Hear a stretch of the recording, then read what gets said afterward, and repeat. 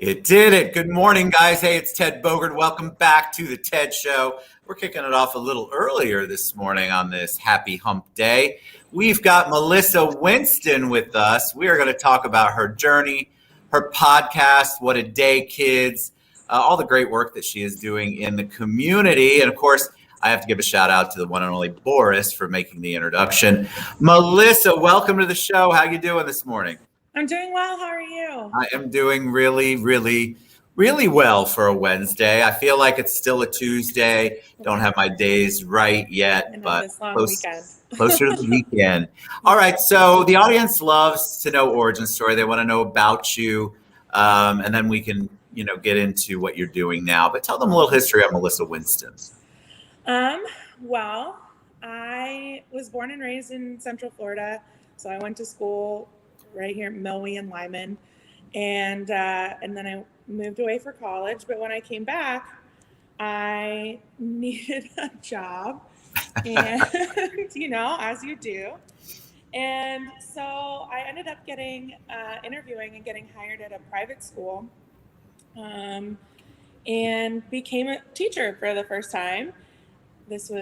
You had no plans to do that, right? No, my whole life, all these people, oh, you'd make such a great teacher. You'd be such a good teacher. And I was like, never. I will never be a teacher. Never, not once. And then I was like, oh, I'm a teacher. Okay. But loved it so much. And that was back in 2014. And then moved from private school to public school. And so now I teach at a public middle school, and I love it. I don't know why I was so against teaching. What was your original dream or goal to be or to do? I knew that I wanted to work with kids. So why I was so against teaching, I don't know. But I always wanted to do something with kids, but I did so many things before this. I did social media marketing. I was an office manager for a few small businesses. I worked at a juvenile detention center. You had it all, and you still wanted to work with kids. And I still winded up teaching. So but you do a lot in the community, so let's talk about that. You're an advocate. You do obviously a lot with kids, and we'll talk about your podcast in a minute. Tell everybody what you do in the community. What's your activity? What's your focus? So I teach a varying exceptionalities class, which is special education. And that's really where my heart is. Our first students that, just have some different hurdles to climb than a lot of other people.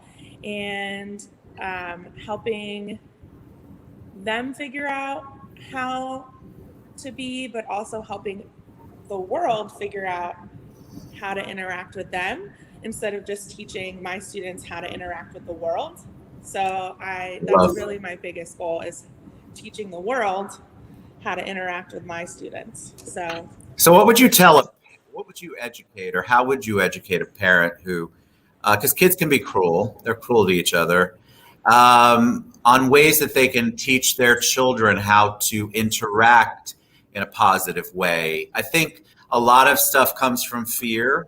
Yeah. Not knowing, not understanding. I don't think all of it's evil, like a lot of people say. I really think kids just attack or get afraid of things that they don't understand, and therefore don't really have the tools to educate themselves. So what can parents do? What can caregivers do? I would definitely say to just have open and honest conversations. When you see somebody out in public, don't be like, oh, don't look at them, or be like, hey, yeah, they're in a wheelchair, because sometimes people have to use wheelchairs to get around, just like you walk, they use a wheelchair to walk. And then not shying away from those conversations, but then also encouraging their children to go and talk to these other kids and be like, hey, how are you? And try to make friends just like you would any other person. And not being afraid of asking questions, because a lot of times they'll just be like, yeah, of course I'll answer that, not Right. a problem. But if you're like, oh, I don't want to embarrass or then you're making it a bigger deal and making them because feel more alienated. your perception is, I would imagine, as a kid or even as a parent of a kid, well, you don't want to ask them anything too personal, but sometimes you have to ask at least some questions so that you can begin the dialogue. You can actually Right. open it up. I think it would be better, in my opinion, for a special needs child to have an interaction that's positive and inquisitive over complete ignoring and ghosting. Absolutely, because like they pick up on that like feeling of alienation, like they can sense that, and then but if somebody's like, hey, like I had a student in my class that was blind, and none of my kids had ever encountered that before, and so my students were like, "What's up with that?" And I was like, "Oh yeah, she's touching you a lot because that's how she sees." You know what I mean? Like she's going to be touching around and feeling things and doing all that because that's her eyes don't work like our eyes work. So she uses her hands to see. And they were like, "Oh, okay." And then they would just like be like, "Hey, why don't you come feel my arm? Do you see my shirt?" And they would like Right, they become inquisitive and they want to. yeah, Kids do love. I mean, they want to be part. They want to include other absolutely. kids, and sometimes they just don't have the tools. So encouraging them and educating them is so important. What about the system itself? I remember when I was in middle school. We had special needs class, Mhm. and I always felt bad for them because they were isolated and they didn't get to do the things on any level that the kids who were not special needs got to do. What's it like now? So I do teach, it's called a self-contained class. So my students are with me basically the entire day. I teach all the subjects. But that doesn't mean like we go out for electives. I always like, and I don't just be like, okay, the class is going to this elective. So too bad, so sad if you don't like it. Right? Like that's not it. So like I have kids who really like to sing, so they go to chorus. I have kids who love athletics, so they go to PE. I have kids who are amazing artists, and so they go to art. You know what I mean? Like I try to find those ways to make sure that they're going out and included. And then I also get these wonderful students called peer tutors that come into my class, and they become like my little teacher assistants. And they become really great friends with my kids. And so when they see them out, they're like, "Oh, hey, how are you?" And then my kids are like, "That's my friend." And I'm like, "Yes, it is." That And makes like the heart. genuine relationships. It's not just like, "Oh, yeah, I help out in my class." They build like actual friendships. And so, yes, they might be with me for a larger portion of the day just because of their need for their learning environment, their sensory needs, etc., the curriculum that they need to learn with. But we try as much as possible to make sure that they're getting the same experiences as every other student. Oh, it's so good. That is so good. I love to hear that. I just felt like I remember, and this is, in the ice age, but I remember that they would still go to PE together. They'd have their own art class. There was no interaction really, Yeah. except maybe bus pickup, and even that tended to be they had their own transportation because of their needs. Yeah. All right, so let's talk about the podcast. What a day, kids. Tell me about the impetus behind that. What was the reason for wanting to create a podcast? Well, I'll be honest, it wasn't something I had ever really thought about doing, but then That's a theme in your life, I think. it is, That's just what I need to do. Just not think about anything, and then it'll happen. I like that very much. Yeah, it wasn't until Boris and Marla, they were like, "Hey, you keep," because I work at the Mills Gallery too, and so they were like, "Hey, you keep coming in and telling us stories about your day with these kids. Like, this should be a podcast." And I was like, "Huh, I never thought about that, but okay, like let's think about this more, right?" And then it kind of snowballed into this What a Day Kids.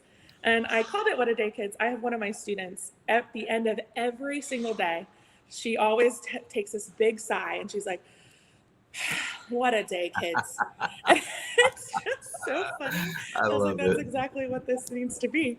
So, yeah, so I So what do you talk about? Where do you obviously it's coming from personal experience. Do you talk about the issues that are going on? Do you try to bring light, or is it more lighthearted and it's more sharing? What's the podcast like?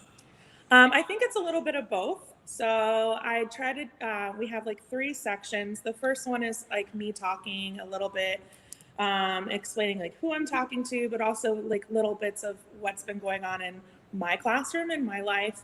And then we have a guest on the show who it's either a fellow teacher or parents or sometimes even celebrities that have experiences.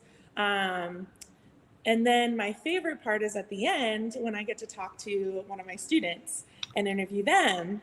And so then people get to see, okay, meet my kids, right? And meet these people and not just be talking about them, right? That was really important for me making this. I didn't want to just be talking about neurodivergent or students. And I wanted to include them in the conversation since it's about them. So you know what I love is that I think that people would not expect that. So what it does is it humanizes. And I know that sounds crazy, but you think special, we're so desensitized in this world. So you have to humanize, you have to put a face, a real breathing human being who speaks from their experience to begin to melt down some of those layers of judgment and negativity that we have. I love that because then they can hear they can hear their stories. It's a personal thing. It's not just their wonderful teacher sharing. It's actually their story too. Yeah, and then they get to meet and see how funny they are, how smart they are. Like obviously in our classroom, like we're doing serious stuff, we're learning, we're doing this, but we have the best time because they are just the funniest, smartest kids like ever. And so I'm just really excited that people get to not just hear me say that, because sometimes I feel like I'm a little biased, right? Like I spend all my days with them, right? But then they get. Well, you're a little biased, but that's okay. You also have an inner knowledge that a lot of people don't have. Yeah. What's the long-term goal for what you're doing in our community? What do you want to do with what a day kids and any kind of advocacy out there? My goal would just be to continue to uplift the voices of my students and their families, and just raise more awareness, and hopefully that will lead to more inclusion, right? So a more accessible, a more acceptable world for my students and those who identify with them and who are like them. So that's my big goal. Important. I love what you're doing. I love the idea behind the podcast. All right, so tell them how they can find you, how they can find the podcast. You can even, so Boris feels good, you can even tell them where to find the gallery if you'd like. So the podcast is premiering today. Woo! At 11 a.m. Woo! My Facebook is What a Day Kids. The same thing for Instagram and Twitter is What a Day Kids. The show, you can find it on pftmedia.com. It should also be available at 11 a.m. on all podcast platforms. And exciting for you. This is exciting. It is. I'm a little nervous, but like a good, excited nervous, not like a terrified nervous. I'm excited for you. I love it. You know, when Boris and Marla E get an idea in their heads, there's no stopping them. No, so, they've been so great and supportive, and really, I couldn't thank them more. Well, now I know why he's like, you have to talk to Melissa Winston. Now I get it. All right, y'all go out and support. She's basically a local advocate, but really she's got a national message. Go out and support. Look for What a Day Kids on all of the social media or all the media platforms. And it's at What a Day Kids, pretty much on any social media you want to look for it. Melissa Winston, you're a joy. I appreciate it. Come back anytime. Maybe give us an update on the podcast and what you're doing. But thanks for the amazing work that you do in our world. Appreciate it. Thank you. Woo! All right. Melissa